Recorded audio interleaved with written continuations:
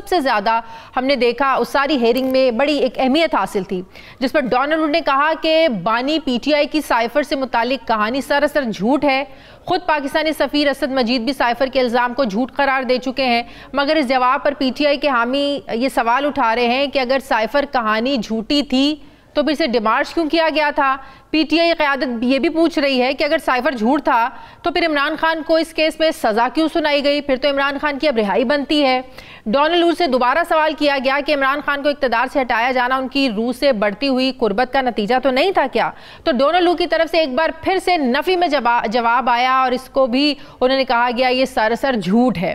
Donald سے پاکستان کے انتخابات میں دھاندلی کو لے کر بھی سوالات ہوئے۔ امریکی معاون وزیر خارجہ نے کہا کہ الیکشن میں بے ضابطگی تحقیقات کو غور سے دیکھ رہے ہیں، الیکشن میں مداخلت یا دھوکہ دہی کے دعووں کی مکمل چھان بین ہونی چاہیے۔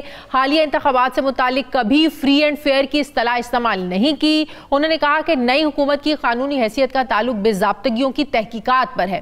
ہائی کورٹ کے احکامات کے باوجود الیکشن کے دن انٹرنیٹ کی بندش پر تشویش ہے، چاہتے ہیں کہ الیکشن کمیشن شفاف طریقے سے بے ضابطگیوں کے جو ذمہ دار ہیں ان کا احتساب کرے۔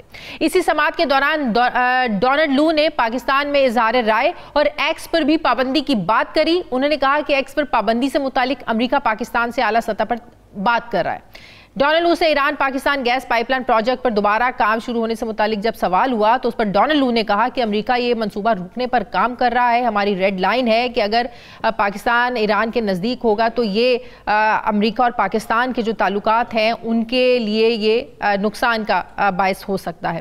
سوال یہ بھی ہے کہ کیا اس منصوبے کو روکنا پاکستان کے معاملات میں دخل اندازی نہیں ہے؟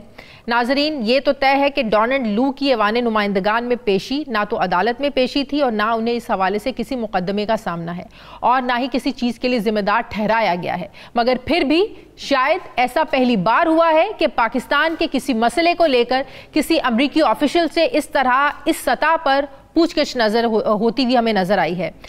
دوسرا جو کوسچن آنسر سیشن تھا اس میں ایک چیز بڑی واضح ہوئی کہ پاکستان کے ریاستی معاملات میں امریکہ کس حد تک اپنا انفلوئنس رکھتا ہے، کیونکہ جن سوالات کو ڈونلڈ بڑا ویل لفٹ کرتے نظر آ رہے تھے کہ جواب دیتے بھی یہ کہتے سنے گئے کہ اس مسئلے پر امریکہ کی نظر ہے اور وہ اس پر بات کریں گے، تو ایسے میں سوال کھڑا ہوتا ہے کہ ہم اپنے معاملات میں کتنا آزاد ہیں۔